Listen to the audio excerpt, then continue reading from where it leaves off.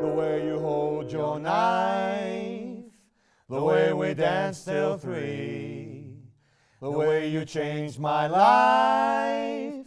No, no, they can't take that away from me. No, they can't take that away. No, they won't take that away. No, they can't take that away from me. Esto es Café de Nadie. Donde cabemos todos. Y hoy vamos a hablar con Julio Patán sobre Martín Luis Guzmán.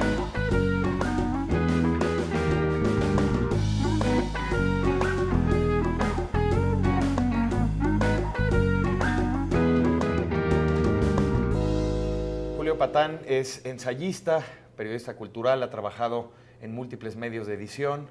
Hoy es el exitoso conductor del programa Final de Partida en Foro TV, y entre sus más recientes publicaciones se encuentran El Libro Negro de la Izquierda Mexicana y Conspiraciones, y nos da muchísimo gusto que estés aquí con nosotros. No, el gusto es mío. Querido Julio. Qué bueno que pude corresponder su generosidad. Mi querido amigo, es que estás todas las noches en casa. Eres de los que se aparece cuando yo ya me voy a dormir. El fantasma de las noches pasadas. Eso mismo me han dicho varias veces. A ver, yo me estoy ¿no? muriendo de ganas de empezar este programa de otra manera, que es buenas noches, yo soy Nicolás Alvarado. Y esta es una final, esta es una verdadera partida. A ver, hay que agregar otra cosa que la gente no lo sabe. Este hombre es un filósofo, pero es un filósofo con mucho filo, porque le encanta poner el dedo sobre la llaga, y a lo mejor eso va a explicar un poco cómo hoy vamos a hablar, no de tus libros, sino de un personaje que te has ocupado mucho de él, y sí le dedicaste un libro. Así es. Para entenderlo, que es Martín Luis Guzmán. ¿De dónde viene tu pasión por él, o por qué lo leíste? Fíjate que cuando me puse a rastrear el origen de mis ganas de leer a Martín Luis Guzmán, yo había leído El Águila y la Serpiente, claro, como mucha gente. No sé si llegó a ser un libro de texto, pero por lo menos era muy común que te lo encargaran en las escuelas, ¿no? En fragmentos aparecían diversos capítulos. ¿no? Claro. Y yo lo recordaba, a pesar de que me lo habían encargado en la escuela, con gusto. Pero creo que el libro que me conquistó de Martín Luis Guzmán antes fue su libro de Piratas y Corsarios, que alguna vez me dio así mi papá, ¿no? Es un libro sensacional. Como el Salgari mexicano. Es, ¿no?, el Salgari mexicano, y pertenece a un momento en el que Martín Luis Guzmán ya no puede ponerse a escribir de la Revolución Mexicana. Porque lo que sucedió es que publicó La Sombra del Caudillo, la masacre de Huitzilac en clave novelada. Claro, ¿no? claro. Y el presidente Plutarco Elías Calles leyó eso y dijo, uy, Martín Luis está exiliado en España en ese momento. Bueno, habló con la gente de Espasa Calpe, claro, para evitar la difusión masiva de la obra, ¿no? Hubo al parecer una seria discusión, digamos, entre su gente de confianza, y le dijeron, mira, no, señor presidente, no censure la obra, pero hay que poner una hasta aquí. Entonces parece ser que habló con Espasa Calpe y dijo, a ver, si este caballero vuelve a publicar con ustedes algo ambientado de 1910 en adelante, nunca vuelven a vender un libro en México. O sea, una cosa de Qué ese bonito. tipo, ¿no? Al viejo estilo. Qué tiempos aquellos. Qué tiempos aquellos, ¿no? Me dicen, no sé. Qué noble coacción de las editoriales con el gobierno. Entonces, Guzmán pues pasó un buen rato escribiendo de muchos otros asuntos. Hizo una novela biográfica o biografía novelada de Francisco Javier Mina, por ejemplo. Héroe de España y México. Héroe de España y México. Aragonés, hizo Muertes Históricas, que es otro libro. Que es un libro extraordinario, ¿no? Luego, eso que llaman A Orillas del Hudson son memorias, son crónicas. Sus poemas en prosa. Bueno, y A Orillas del Hudson, ¿no? Que, bueno, él tiene dos exilios. Y ambos siguen más o menos la misma ruta, ¿no? El primero es poco antes de la muerte de Villa, que es lo que cuenta él mismo en El Águila y la Serpiente. Regresa después de conspirar, espectacularmente contra Villa y contra Carranza, junto con Eulalio Gutiérrez, el presidente interino, el pastor Eulalio Gutiérrez, pastor de cabras, no de buenos cristianos como nosotros. No protestantes. Sí, exactamente, ¿no? Después de conspirar absurda, porque la verdad un poco delirantemente, pero también brillantemente, digamos, y de fracasar, vuelve al lado de Villa. Esto es el final del Águila y la Serpiente. Claro. Porque no le queda de otra. La Ciudad de México está absolutamente cercada por fuerzas zapatistas. Eufemio Zapata, que es el hermano de Emiliano, se la tiene sentenciada. Porque él, claro, Eufemio era... Eufemio andaba en humos. Le pegaba duro. Ajá. Era de gatillo fácil, Sí, Eufemio. Y había hecho lo posible por vetar el acceso a las armas de los zapatistas en la Secretaría de Guerra, ¿no? Bueno, ministerio en aquel tiempo. Entonces, Eufemio lo tenía sentenciado. Entonces, ve que se cayó Eulalio Gutiérrez y dice, me voy por patas, ¿no? Entonces, intenta salir y en todos lados hay fuerzas zapatistas. Sí. Entonces, la única parte libre de fuerzas zapatistas es la salida hacia zona villista. Entonces dice, me la juego. Entonces le dicen, oye, pero a ver, te va a fusilar Villa. Y dice, mira, en una de esas no se enteró. Entonces, por el norte llega a Estados Unidos, ¿no? Entonces llega con Villa, es uno de los grandes momentos de la literatura mexicana. Villa baja del caballo, ¿no? Lo carga, así, lo levanta, le dice, licenciado, bienvenido, a ver, cuénteme, ¿no? Cuénteme qué tanto andan haciendo allí en la capital, ya sabes, esas cosas. Y le dice, de aquí en adelante usted no se va de mi lado, ¿eh? Le dice, usted va a ser mi secretario particular. Dice, no, pues claro, mi general. ¿Qué es la historia de nuestra amistad? Recuerdo cuando te cargué. Exactamente, hijo mío. Y le agarró confianza y le cuenta, digamos, no solamente lo que él ve, sino además le cuenta a Villa intimidades y le cuenta... Nada, porque entonces Guzmán dice, pues muchas gracias, general. Dice, oiga, nada más una cosita. Dice... dejé a la familia en Estados Unidos. Claro. ¿Le importa que vaya de volada? Él usa un lenguaje más elevado, ¿no? Pero a través de la frontera y me los traiga. Entonces dice, bueno, vi la sombra de la muerte pasar en esos ojos. Por supuesto. Villa le dice, ¿usted también me va a abandonar, licenciado? Se me han abandonado muchos amigos. Qué arriesgado, ¿no? Claro, Qué momento. Qué bárbaro. Y dice, no, por pero supuesto ¿cómo va a que no. pensar? De ninguna manera. Y dice, perfecto, licenciado. A ver, denle un tren. Entonces se va en tren, atraviesa la frontera y nunca regresa. Sí, da clases de español en Claro. una universidad estadounidense. Y escribe para la prensa norteamericana, primero en Nueva York, por eso se llama Orillas del Hudson. Entonces, sus crónicas y artículos para la prensa norteamericana en lengua española son los que después van a ser a Orillas del Hudson. Claro. De ahí se va a su primer exilio español. Yo recuerdo haber leído la anécdota de que cuando se monta en el tren para ir a Estados Unidos, Villa le dice al maquinista, este es uno de los míos. Se lo encarga. Claro. Es decir, Villa sí confía, sí se la cree. Sí, claro. Ahora, ¿por qué crees tú que Villa le tiene tanta confianza? ¿Por qué cree en él? ¿Porque escribía? Es extraño, ¿verdad? Porque además no es algo que es buena pregunta, no es algo que se desprenda, digamos, de leer a Guzmán. Supongo que se debe a que hay una especie de confianza mutua. Es decir, Guzmán no es que crea que Villa, como pasó después con algunos biógrafos y eso, no es que crea que Villa sea así, como digamos, una figura de una profunda pureza, pero sí cree, es decir, es consciente de que es lo que era, un matón. Pero yo creo que Villa además ve en el personaje Martí Luis Guzmán, y ustedes me dirán si no es cierto, un hombre de acción que él mismo se consideraba un hombre de lo era. Capacidad de trabajo impresionante. Brutal. Al mismo tiempo que un gran hombre de ideas y un tipo que tenía la escritura completamente disciplinada a la par de sus grandes tareas como hombre público, ¿no? El licenciado Creo que Guzmán. Villa respetaba profundamente eso. Bueno, ¿no? recordemos que estuvo mucho tiempo a su lado Felipe Ángeles de Villa, quiero sí. decir, que era un tipo de una gran decencia y era un hombre educado, ¿no? No era Eufemio Zapata. Eufemio Zapata, digamos, ¿no? O la mayor parte de los lugartenientes de Villa, ¿no? Rodolfo Fierro, pues era un gatillero. Fierro, sí, que hasta o sea, traía artritis, ¿no? Tenía artritis. Claro, de tanto jalar el gatillo, tanto apretar ¿no? el gatillo. Ahí lo cuenta Guzmán. Entonces, yo creo que hay una confianza mutua hasta cierto punto. Es decir, Guzmán sabe que Villa es una bestia impulsiva, ¿no? Que mata con una facilidad espantosa, que es una especie de fuerza de la naturaleza. Él lo cuenta en El Águila y la Serpiente. Sí. Él, atraviesa por los Estados Unidos la frontera de vuelta hacia México para encontrarse con Villa, previa entrevista, digamos, con Vasconcelos, que está exiliado en Texas. También. Su objetivo era llegar con Carranza, que era el que le parecía a priori más afín, digamos, a sus planteamientos pues liberales, ¿no? Y constitucionalista, exactamente, ¿no? Preconstitucionalista. Aunque después acabaría encarcelando a Martí Luis Guzmán. Claro, y se llevó fatal con Carranza, le pareció un tipo autoritario, corrupto y etcétera, ¿no? A Guzmán, pero en ese momento todavía no empezaba la guerra entre constitucionalistas y convencionalistas. Aquí hay que hacer una pausa por la siguiente pregunta. Mira, hay muchos escritores que se fascinan con el caudillo, con la figura del caudillo. Sea Torrijos o sea el presidente en turno. Sí, Fidel Castro. O Fidel. Claro. Y entonces ya no importa si es bueno o malo, lo que fascina es el enigma del poder. Así es. Ok. Claro. Y el poderoso también llega a sentir cierta fascinación, aunque no lee al escritorcito, Así es. pero lo respeta porque sabe que anda escribiendo. Así es. Ojalá y escriba a favor de la causa y que a mí me ponga bien. Pero es potencialmente peligroso. Hay ahí como un matrimonio raro. Ahora, en ese sentido, la prosa de Martín Luis Guzmán está impregnada de admiración al caudillo. Yo diría que en realidad no.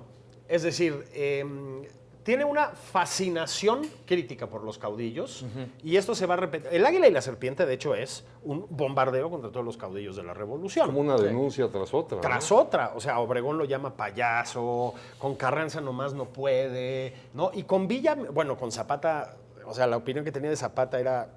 Vaya, Repulsiva. la peor. Repugnancia, ¿no? Yo además, o sea, yo no usaría el término repugnancia para mí, pero yo creo que las posiciones críticas de Guzmán hacia Zapata son muy atendibles y que Zapata ha sido, digamos, bendecido por un endiosamiento ideológico posterior que no merece, yo creo. Me parece, digamos, una figura con una honestidad y etcétera, con una cierta integridad, pero era un tipo ultraconservador y violento. Ahora, es la decir, construcción del personaje literario de Villa es sin duda más obra de Martín Luis Guzmán o de Rafael F. Muñoz en Vámonos con Pancho Villa, porque también Sí. hay una parte O de Domingo completamente... Soler, ¿no? de Domingo Totalmente, Soler, claro. ¿no? Hay una parte extremadamente conmovedora y sí, en efecto, crítica Sí. del personaje de Villa, pero tú sientes que en realidad Martín Luis Guzmán es el que nos da esta imagen más entrañable, Sí. más bullanguera, más festiva de Villa. Sí, él en El Águila y la Serpiente tiene un momento extraordinario, que es cuando se entrevista por primera vez con Villa, y Villa lo recibe tirado en un catre. Es decir, es una cosa muy rara, ¿no? Que tú entres con un gran caudillo y ¿qué hubo, no? Y te recibe así tirado en un catre. Una escena Entonces, cinematográfica. es cinematográfica. Totalmente. Y alrededor, pues hay sus lugartenientes. Entonces, y decía, bueno, eran los dos Méxicos encontrándose, ¿no? Nosotros, gente, no use esos términos, pero de clase media, ilustrados. Por lo menos de tinta. Chilangos, exactamente. Y dice, y a enfrente, tampoco usa ese término, pero vendría a ser el México profundo, ¿no? El México Claro. brutal, salvaje. Dice, entonces, lo veíamos y dice, lo acariciamos con las palabras como si fuera un jaguar, dice. Ah, Ya, qué como si fuera un bonita imagen. jaguar. Dice, esperando que no tirara un zarpazo. Bueno, yo creo que Claro. ese momento con Villa, es lo que marca toda la opinión de Guzmán sobre Villa. Es decir, piensa que lo que le pasa a Guzmán básicamente es esto. Hay una corrupción atroz permeando el movimiento revolucionario, particularmente a Carranza y Obregón, en su opinión. Dice, y Villa, por lo menos, dice él, yo creo que equivocadamente, Sí. representa cierta pureza. Entonces, a lo mejor se puede domesticar al jaguar, ¿no? Esa sería un poco su idea. Claro. Falsa. Claro. Completamente. Como terminó Difícil. comprobándose, Terminó ¿no? siendo para siempre indómito y animal salvaje, ¿no? Pero Montaraz. en realidad no habla bien de ninguno de los caudillos revolucionarios. De Madero, incluso de Madero con ciertas reservas, ¿no? Incluso. Critica un poco su tibieza y etcétera, etcétera, etcétera. Entonces, lo que pasa es que luego va a venir las memorias de Pancho Villa. Ahora hablamos de ellas. Sí. Y ahí lo que recibe Guzmán es, si no me equivoco, de Nelly Campobello, además, es el archivo, Personal. digamos, de Villa, que tenía en sus manos, creo que fue la última de sus esposas, que era Austreberta Rentería, Una de las muchas. de las 29, si no, No más. recuerdo mal la cifra. Se me ocurre que aquí es el momento para hacer una pausa, porque estamos hablando de Martín Luis Guzmán, pero estamos desvistiendo a Villa. Y al que falta atentar es a el jaguar que se llama Julio Patán. Café de nadie. Pero, perdón, pero no Puma. Cabemos todos.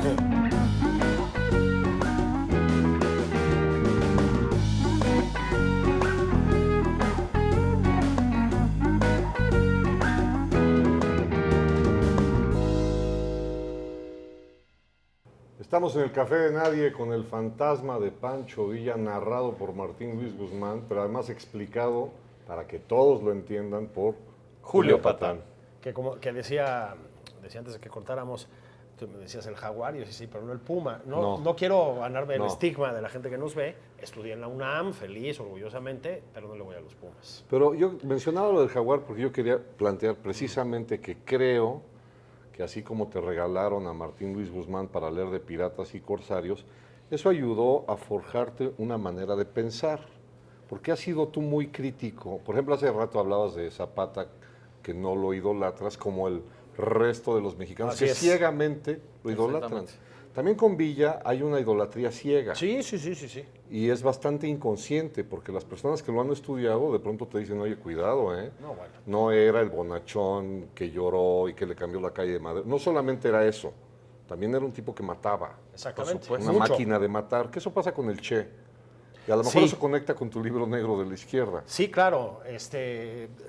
Sí, parece que estoy aquí solo para llevar en la contraria a Paco Taibo, pero de veras que no. saludo. Sí, Saludos, lo aprecio mucho y me quedé muy bien. Claro, lo queremos muchísimo. Y además hizo 2 libros excepcionales. Pero sí, yo creo que esto es en el fondo una respuesta, digamos, a lo que lleva muchos años, demasiados siglos ya en la humanidad, que es la fascinación por el héroe. Sí. El héroe, en el fondo, pues es un matón. El culto caudillista. Sí, el culto caudillista. Es decir, desde Ricardo Corazón de León hasta hoy, básicamente, si tú desnudas la imagen del héroe, pues es un matón, es un bully, digamos, ¿no? Y es un tipo con una pulsión suicida. Y en el fondo también sí tiene que ver la ideología, es decir, sí hay ideología en esto, no es simplemente narrar el pretérito por narrar una sucesión de hechos. Hay una ideología subyacente que conformó un modelo de país, una forma de México. Y lo que creo que hay que ayudar a los jóvenes a entender es que Alfonso Reyes estuvo exiliado. ¿Sí? Así es. Martín Luis Guzmán era exiliado. 2 veces, exacto. A ver, el concepto de mexicanos en el exilio es un concepto muy raro. Estamos acostumbrados a que el exilio viene para acá. Así es. Ahora, Martín Luis Guzmán, ¿cómo sobrellevó el exilio? Yo creo que con muchas penurias. Cuando llega su segundo exilio, el primero, España, ¿no? que es en España en ambos casos, bueno, con escalas y tal, pero básicamente en España, cuando llega el segundo exilio, lo pasa a buscar el secretario Pani, que además había sido Alberto suyo, J. Pani. Así es. Y le dice, oiga, Martín Luis, todos hablan de usted, ¿no?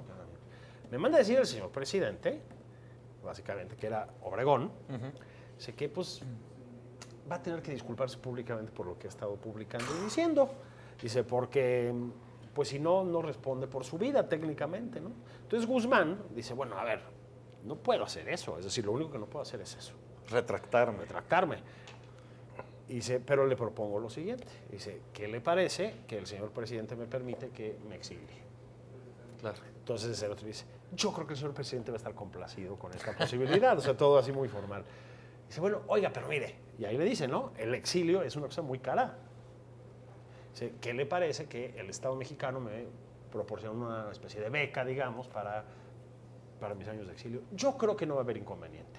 Entonces, al día siguiente regresa Pani y dice, perfecto, tiene una semana para salir del país. Prepara sus cosas. Entonces, cierra la casa, bueno, ya sabes, ¿no? Le pondrá así las sabanitas a los sillones, etcétera. El sueño de varios.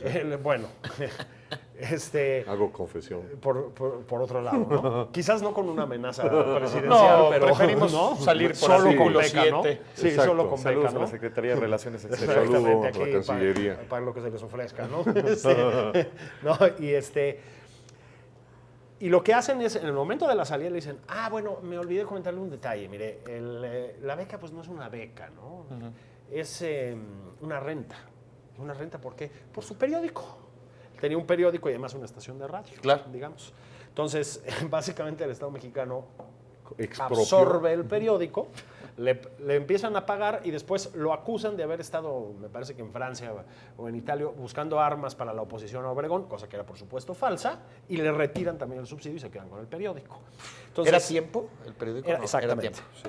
No, era Tiempo. El Mundo. Tiempo Tiempo fue después su revista la posterior, revista, en efecto. que duró hasta, literalmente la editó hasta el día de su muerte. Murió en la redacción, Sí, sí. que es como papeles. se debe morir, ¿no? Ahí, en la tinta. Combatiendo, digamos, ¿no? 87 años.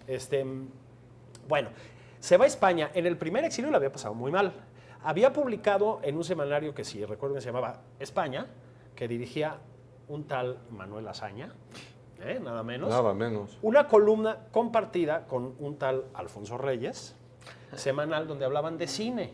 Entonces es una columna luminosísima porque esos dos monstruos de la literatura entendieron lo que era el cine. Imagínate lo que cine era eso. mudo, es decir, las pequeñas cortos, las comedietas, etcétera. Estos dijeron, no, ahí hay algo, ¿no? Entonces, son crónicas de cine, están reunidas con Aculta la reunión, luego también están en sus respectivas obras completas, que son brillantísimas. Fíjate, dicho sea de paso, perdón, pero hay textos también de Bioy Casares y de Borges, cuando Borges veía sobre el cine, enamorados de Louis Brooks. Sí, señor. En el libro de Inquisición. Exacto. Sí, bueno, es que Louis Brooks era impresionante. Un saludo a su fantasma. Y que además seguramente se encontraron en esa España. Se reencarnó en Fernanda Solórzano, las dos bellísimas. Sí.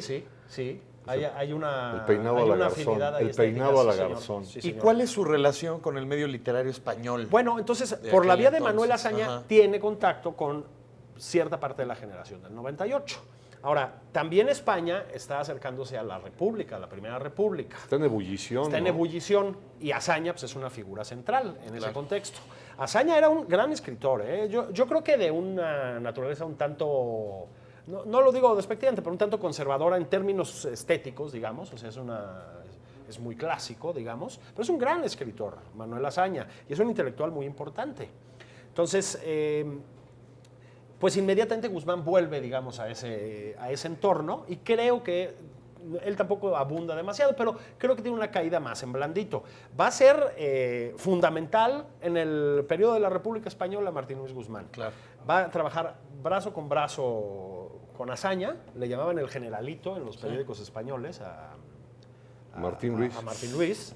Pues ya venía de la Previo al Revolución. coronelazo. Exactamente. Azaña mismo dijo que nadie sabía más de política española que el propio Martín Luis propio Guzmán, Martín ¿no? Luis Guzmán. Entonces ¿no? era, Venía de la, Y ocupaba de la guerrilla un puesto. mexicana, claro. Azaña lo que intenta cuando se vuelve presidente es, digamos, formar un pool de medios que apoyara a su causa, porque había mucho torpedeo, era un país democrático y había también mucho torpedeo mediático, claro, entonces quería hacer claro. un contrapeso y le encargó a Martín Luis Guzmán que lo organizara. Estuvo siempre cerca de Azaña. Yo creo que tuvo una posición bastante más desahogada. Cuando estalló la guerra, ¿qué pasó? Bueno, él vuelve, la guerra está ahí en julio del 36 y él vuelve, me parece que en enero o febrero del 36 a México. ¿Qué es lo que sucede? Pues sucede Cárdenas. Es decir, claro. Cárdenas le pone una estaquía a Plutarco, lo invita amablemente a exiliarse en los Estados Unidos, ¿no?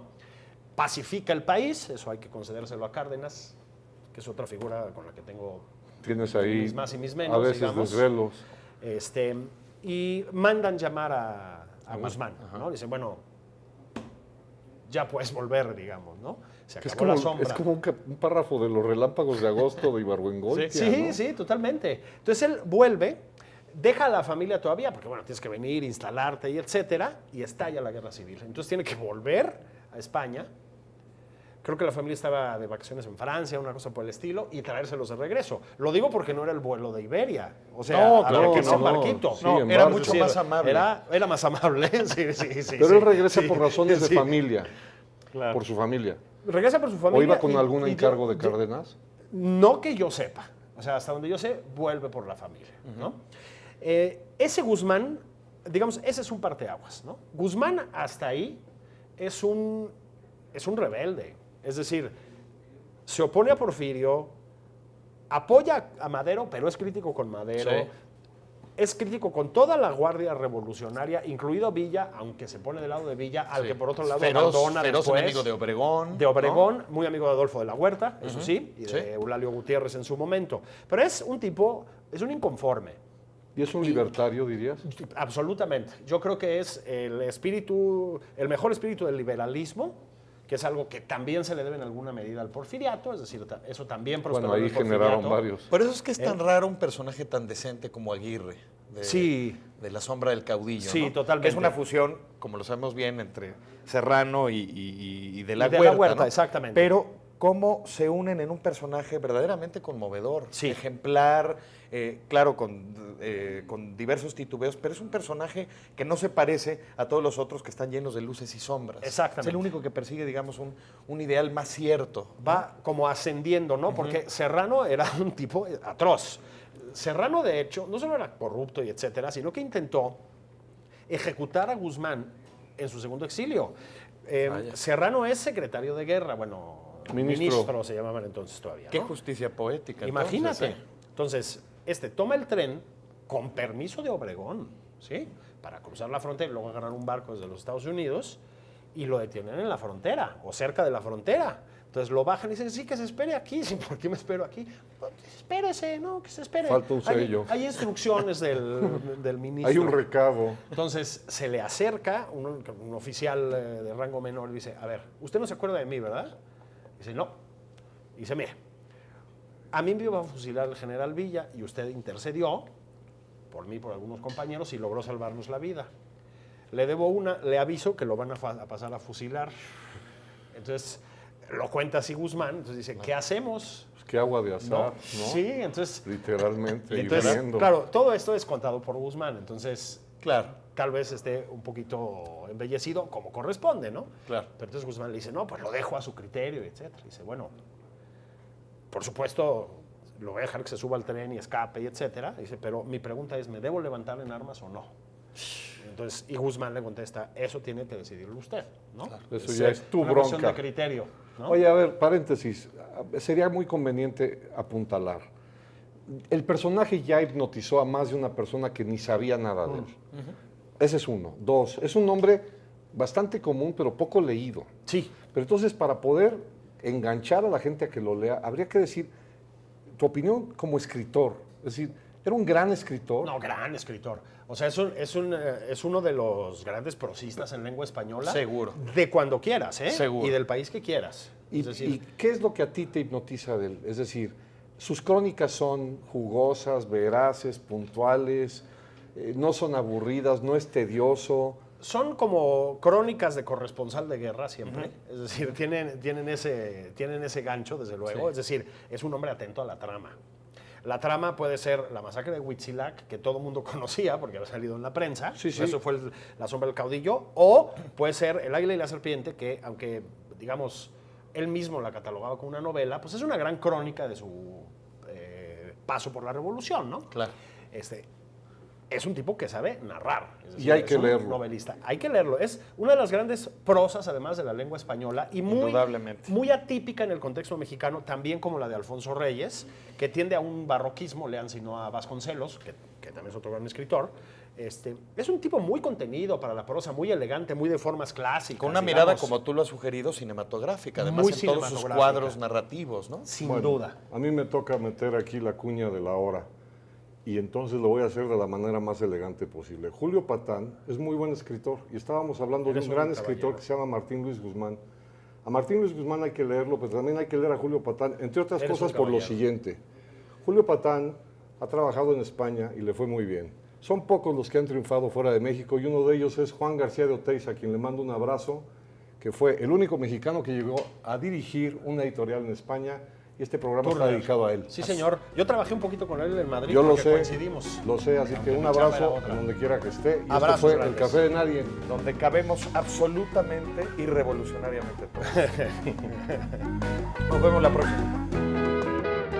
Las penas que me maltratan son tantas que se atropellan y como de matarme tratan, se agolpan unas con otras y por eso no me matan. Las penas que me maltratan son tantas que se atropellan y como de matarme tratan, se agolpan unas con otras y por eso no me matan.